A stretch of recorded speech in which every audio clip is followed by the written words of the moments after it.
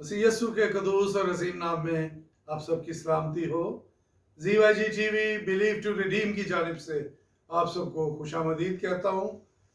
मेरे अजीजों, आज का पाक कलाम, इसका मजमून जो है वो दुआ है। दुआ जो 3 अल्फ़ाबेट्स का मजमुआ है, दाल, ऐन और अलिफ। आइए हम अपने सरों को खुदावंद के हुजूर झुकाएंगे, दुआ करेंगे और फिर खुदावंद के पाक कलाम की तरफ बढ़ेंगे।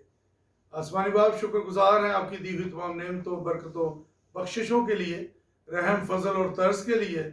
खुदा मैं मिन्नत करता हूँ कि आज का पाक कलाम के वसीला से मुझे और मेरे इन तमाम अजीज़ों कारब को खुदावंद बड़ी बरकत मिले और खुदावंद हम सबको तौफीक दीजिए कि हम हमारी ज़िंदगियों से आपके नाम को इज्जत और जलाल मिलता रहे।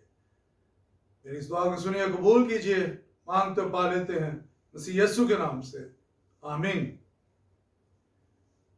जैसा कि मैंने बयान किया कि आज का मजमून जो है वो दुआ है, और दुआ जो है वो एक ऐसी इबादत है जिसमें कोई भी फर्द या शख्स जो है अपनी गुजारिशात, अपनी मनाजात, अपनी दरख्वास्तें, अपनी शुक्रगुजारियाँ खुदावंद के हुजूर पेश करता है। और मसीहत में दुआ की इबादत जो है इसके लिए कहा गया है कि ये खुदा से बातें करना है। जब खुदा से आप बातें करते हैं तो ना सिर्फ आप अपना ही बोलते जाते हैं, बल्कि आप ये तवक्को रखते हैं कि अगला बंदा भी या अगली ज़ात जिससे आप बात कर रहे हैं वो आपकी बात का जवाब दे। और हम खुदा के शुक्रगुजार हैं कि हमारा खुदा हमारी सुनता है और हमें हमारी दुआओं के हवाले से हमें जवाब भी देता है। मेरे अजीजों, कलाम मुकद्दस में या मसीहत में कोई फिक्सेशन नहीं है कि आपने दिन में 2 दफ़ा, 3 दफ़ा या 4 दफ़ा दुआ करनी है। वो के खुदा ने आज़ादी दी है, और इस आज़ादी देने का मकसद ये है कि आप ज़्यादा से ज़्यादा टाइम जो है वो दुआ में रहें। लेकिन अफसोस इस बात का कि आज के दौर में हमारे हम लोग जो हैं, हम मसरूफियत का बहाना बनाते हैं। हम कहते हैं कि हमारे पास वक्त नहीं मिला। हम कहते हैं कि अभी सुबह नहीं कर सके, शाम को दुआ करेंगे, और शाम का जब वक्त आता है फिर हम कहते हैं अब नींद आ रही है, अब फिर कल करेंगे। इस तरीके से ये जो प्रोसेस है, ये जो इबादत है, ये जो खुदा की हजूरी में जाना है, ये रुकता रहता है, इसमें तसलसल नहीं हो पाता। हम देखते हैं खुदा के पाक कलाम में कि दानियल, जिसे मर्द खुदा कहा गया, मर्द दुआ कहा गया, वो दिन में 3 बार अपनी कोठरी में जाता और उस कोठरी की खिड़की जो हैकल की तरफ खुलती थी उसको खोलकर खुदा के हजूर वो दुआ करता था। इसी तरह खुदा के बंदा दाऊद के हवाले से है कि वो दिन में 7 दफ़ा दुआ किया करता था। आज की जो हमारी आयत है, आज की जो सुनहली आयत है, वो भी दुआ के हवाले से है। रोमियो की कलीसिया के नाम पौलुस रसूल का खत, उसका 12 बाब और उसकी 12वीं आयत। मेरे अजीजों, इस आयत को पेश करने से पहले हम इस आयत के पस मंजर में जाते हैं ताकि हम और ज़्यादा बेहतर तौर पर इस चीज़ को समझ सकें। बाइबल मुकद्दस के दौरे जदीद का सूरमा, जिसका नाम पौलुस था, और जो खुदा के लोगों को तंग करने में पेश था, जब तक उसने खुदा को कबूल ना किया, जब तक उसने मसीह को अपना निजात दहिंदा कबूल नहीं किया, वो खुदा के लोगों को तंग करने का बायस था। लेकिन जब खुदा ने उसे पकड़ा, खुदा ने उसे चुना, तो फिर पौलुस के वसीला से खुदा की खिदमत दूर दराज तक पहुंची। यूरोप पूरा जो है ये पौलुस रसूल की खिदमत का नतीजा है। और हम देखते हैं कि जब वो इस खिदमत में, जिसमें उसने 16 बशारती मुहिमों में हिस्सा लिया, जिसमें उसने कैद बंद की सोबतें बर्दाश्त की, जिसमें उसका जो जहाज था वो गर्क होने तक हो गया, जिसमें वो डूबने लगा, اور بے شمار تکلیفیں اور پریشانیاں جو خدا کے بندہ نے برداشت کی، لیکن وہ خدا کی خدمت سے پیچھے نہ ہٹا، وہ خدا کی خدمت میں بڑھتا رہا۔ اور ہم دیکھتے ہیں کہ جب وہ آخر میں روما پہنچا تو روما اس وقت بت پرستی، فحاشی اور بدکاری کا اڈا تھا۔ اس نے وہاں پر لوگوں تک مسیح یسوع کی خوشخبری کا پیغام پہنچایا، اور جن ایمانداروں کو اس نے کلیسیا میں شامل کیا انہیں خدا میں اپنے ایمان کو مضبوط رکھنے کی ہدایت دی کہ وہ پھر ان مشکلات یا پریشانیوں یا مصیبتوں یا تکالیف کے باعث کہیں وہ واپس اپنے بتوں کی طرف وہ راغب نہ ہو جائے۔ اور جو اس نے ہدایت دی وہ یہ تھی، جیسے میں نے حوالہ پہلے بتایا، رومیو 12 باب اور اس کی 12ویں آیت لکھا ہے، دعا کرنے میں مشغول رہو۔ میرے عزیزو، یہ اس لیے کہا کہ وہ لوگ کہیں اپنے پرانے دین کی طرف واپس نہ چلے جائیں۔ اور یہی جو آیت ہے یہ آج کے مسیحوں کے لیے ہے، یہ آج کے ایمانداروں کے لیے ہے، یہ آج کے دور کے بیٹے بیٹیوں کے لیے ہے، یہ بزرگوں کے لیے ہے کہ دعا کرنے میں مشغول رہو۔ میرے عزیزو، دعا ہم اس عظیم ہستی کے حضور کرتے ہیں جو ہمارا خالق اور مالک ہے، جس نے اس کائنات کو خلق کیا، جو ہمیں پالتا ہے، جو ہمیں مسیح یسوع کے وسیلہ سے ہمارا آسمانی باپ ہے، وہ کائنات کا مالک ہے، اور اس نے اپنی قدرت کے کاموں کے ذریعے سے سب کو وہ سنبھالتا ہے۔ میرے عزیزو، وہ کہتا ہے مانگو تو تمہیں دیا جائے گا، کھٹکھٹاؤ تو تمہارے واسطے کھولا جائے گا۔ وہ کہتا ہے مانگو تو تمہیں دیا جائے گا، تم مانگتے نہیں اس لیے تمہیں ملتا نہیں، مانگو تو پاؤ گے تاکہ تمہاری خوشی پوری ہو۔ اسی طرح خداوند کے پاک کلام میں خداوند کا یہ قول ہے، تو اپنا منہ کھول تو میں اسے بھر دوں گا۔ میرے عزیزو، مسیح یسوع نے بھی اپنے شاگردوں کو یہی تعلیم دی۔ انہوں نے کہا جاگو اور دعا کرو، بیدار رہیں۔ یہ نہیں کہ آپ نے سونا نہیں، آپ سوئیں، لیکن آپ روحانی طور پر بیدار رہیں، روحانی طور پر آپ جاگتے رہیں اور دعا کرتے رہیں۔ میرے عزیزو، ہمیں جاگنے کی ضرورت ہے، ہمیں اپنے شعور کو بیدار کرنے کی ضرورت ہے۔ یہاں پر بڑے افسوس کے ساتھ یہ بیان کیا جا سکتا ہے کہ بعض مسیحی جب ان کو دعا کے لیے کہا جائے تو برملا کہہ دیتے ہیں کہ ہمیں دعا کرنا نہیں آتا۔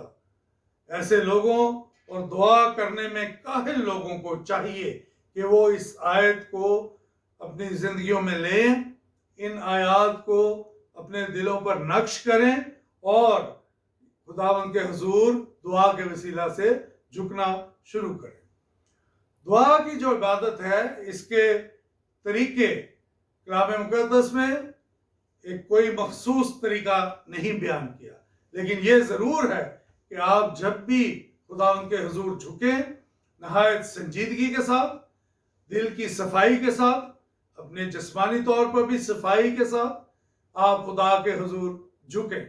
اور اگر آپ کے دل میں یا کسی کے بھی دل میں کوئی بغض ہے، کوئی کینہ ہے، کوئی حسد ہے، کوئی لڑائی ہے، کوئی جھگڑا ہے، کوئی تفرقہ ہے، تو ایسی دعاؤں کا کوئی فائدہ نہیں۔ وہ دعائیں جو ہیں اس کمرے کی چھت سے اوپر تک نہیں جا سکتی۔ جب آپ کا دل صاف نہیں تو آپ خدا کے حضور دعا، پہلی بات تو یہ ہے کہ ایماندار تو کر ہی نہیں سکتا، لیکن اگر اس صورت میں بھی دعا کرتے جائیں تو ان دعاؤں کا کوئی اثر نہیں ہوتا۔ کلام مقدس میں جیسا کہ میں نے کہا مختلف طریقے بیان کیے گئے۔ سرنگوں ہو کر خدا کے حضور دعا کرنا، گھٹنوں پہ ہو کر دعا کرنا، سجدے میں جا کے دعا کرنا، اور ہم دیکھتے ہیں کہ حنا جب ایلی کاہن کے پاس دعا کر رہی تھی تو وہ کھڑی تھی، اس نے کھڑے کھڑے خداوند کے حضور دعا کی اور اس کے آنسو بہہ رہے تھے۔ میرے عزیزو، دعا کے لیے مختلف طریقہ کار آپ کہہ لیں یا مختلف پریکٹسز ہیں۔ جو پہلی جو ہے وہ آپ کی انفرادی دعا، اپنی آپ کی پرسنل پریئر۔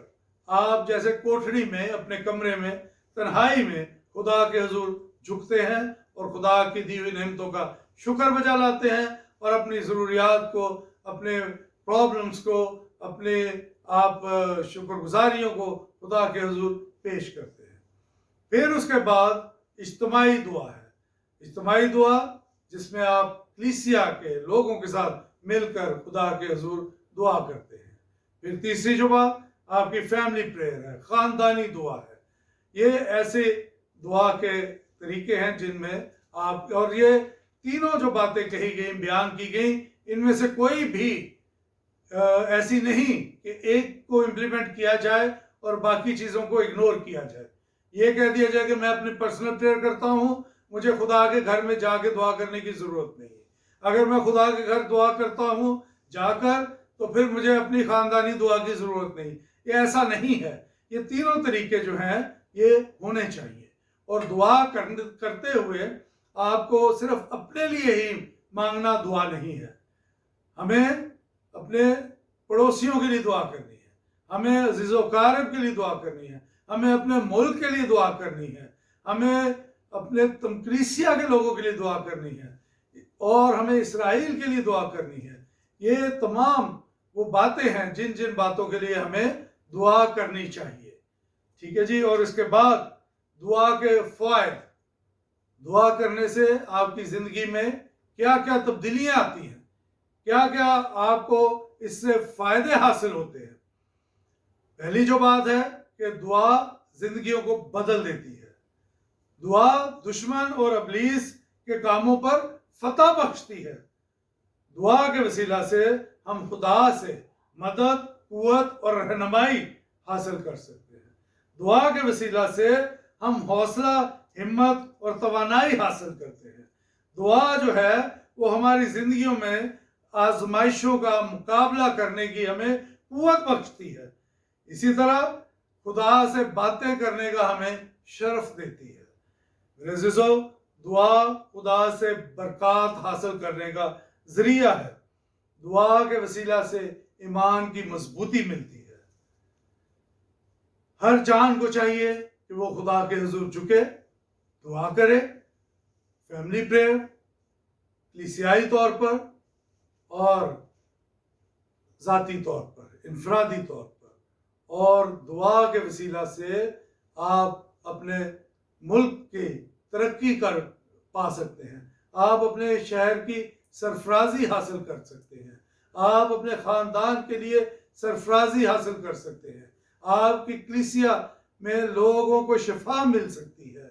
جیسے کہ پاک کلام میں لکھا ہے کہ ایلیا تمہارا ہم طبیعت انسان تھا، اس نے دعا کی اور 3.5 برس مینہ برسا، اور جب خدا کا ارادہ ہوا کہ وہ مینہ برسائے تو اس نے ایلیا کو کہا، اور ایلیا نے پھر دعا کی اور پھر بارش برسی۔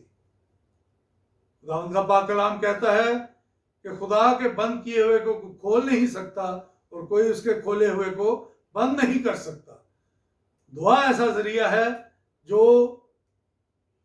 خدا کے ارادے کو بھی بعض اوقات بدلنے پر مجبور کر دیتا ہے۔